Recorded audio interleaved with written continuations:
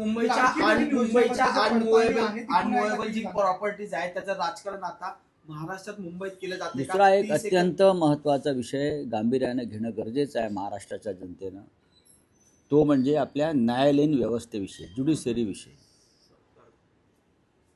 सत्कार करण्यात आला.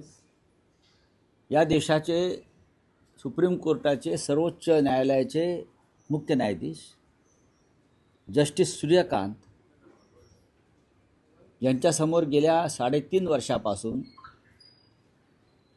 शिवसेना कोणाची, शिवसेनेचं चिन्ह कोणाचं, धनुष्यबाण कोणाचं, खरी शिवसेना कोणाची या संदर्भातला खटला जवळजवळ 3 वर्षापासून प्रलंबित त्यांच्या टेबलावर आहे. आणि हे महाशय तारखांवर तारखा देत आहेत, स्वतःच तारीख ठरवतात आणि स्वतःच 2-2 महिने तारीख पुढे ढकलतात. अशा पद्धतीनं घटनाबाह्य पद्धतीनं शिंदे गटानं 4 निवडणुका लढवल्या. आता परत 21 तारखेला त्यांनी फायनल हिअरिंगची तारीख दिली आणि ती त्यांनी ऐकली नाही, ती पुढे गेली. असे जस्टिस सूर्यकांत हे मुंबईला उतरले परवा. राजशिष्टाचारानुसार त्यांचं स्वागताला प्रोटोकॉलनुसार मुख्य सचिव जायला पाहिजेत, प्रोटोकॉल अधिकारी त्या खात्याचे सचिव जायला पाहिजेत, अधिकारी वर्ग जायला पाहिजे. आम्ही आमच्या आयुष्यात कधी बघितलं नाही की राजकारणी हे मुख्य न्यायाधीशांच्या स्वागताला एअरपोर्टला जाऊन थांबले आहेत. पण मी पाहिलं की ज्यांचा खटला, जे एक पार्टी आहेत शिवसेना विरुद्ध शिंदे, त्याच्यामध्ये हे एकनाथ शिंदे एक पार्टी ज्यांच्यासमोर खटला चालू आहे, त्यांना पुष्पगुच्छ द्यायला विमानाच्या खाली उभे होते.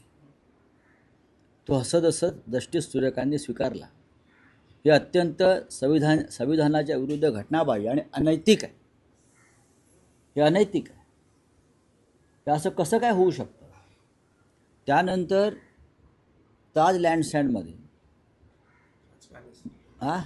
ताज पॅलेसमध्ये ताजमध्ये जस्टिस सूर्यकांत त्यांचा मुक्काम होता. तेव्हा त्यांच्या भेटीसाठी एकनाथ शिंदे बराच काळ तेथे उपस्थित होते, म्हणजे भेट मिळावी म्हणून. ज्यांचा खटला ज्या न्यायमूर्तीसमोर सुरू आहे त्यांना भेटणं, त्यांच्यावर राजकीय प्रभाव टाकणं, हेच जर चालणार असेल तर या देशाच्या न्यायव्यवस्थेवरील उरला सुरला विश्वास उडून जाईल. आम्हाला तारखांवर तारखा का मिळतात आणि आम्हाला न्याय का मिळत नाही हे काल पुन्हा एकदा सिद्ध झालं. पुन्हा त्या न्यायमूर्तींचा सत्कार कोणी केला? तर त्या जे पार्टी आहेत या खटल्यामध्ये, अजित पवार आणि शिंदे. जस्टिस सूर्यकांतना काहीतरी वाटायला पाहिजे होतं की हे संविधानाच्या विरोधामध्ये, यांचा खटला माझ्यासमोर चालू आहे आणि मी त्यांच्याकडून सत्कार स्वीकारतोय. हा काय प्रकार आहे? जस्टिस सूर्यकांत हे जर संविधानाचे पहारेकरी असतील तर त्यांनी अशा प्रकारचं वर्तन करणं हे कोणत्याही नीतिमत्तेत बसत नाही. काल ते भाषणात काय म्हणाले justice Suryakant? Justice delay is not only justice denied but justice destroy. बरोबर? तुम्ही जस्टिस डिस्ट्रॉय केलात ना आमचा. अशा प्रकारे तुम्ही जो वारंवार शिवसेनेवरती अन्याय करताय बाळासाहेब ठाकरेंच्या, तुम्हीच सांगितलं आहे जस्टिस डिस्ट्रॉय. मग जस्टिस डिस्ट्रॉयचं प्रायश्चित जस्टिस सूर्यकांत घेणार आहेत का? जस्टिस सूर्यकांतना भविष्यात राजकारणात यायचं आहे, माझी माहिती आहे. बरं, आणि त्यासाठी ते राजकीय पक्षांशी लागेबांधे ठेवत आहेत. एखादा न्यायप्रिय न्यायमूर्ती असता तर त्यांनी एकनाथ शिंदेला तिथून किंवा अन्य राजकारणात तिथून हाकलून दिला असतं.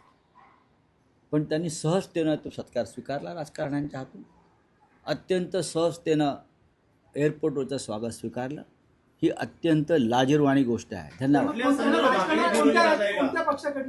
कळेल तुम्हाला.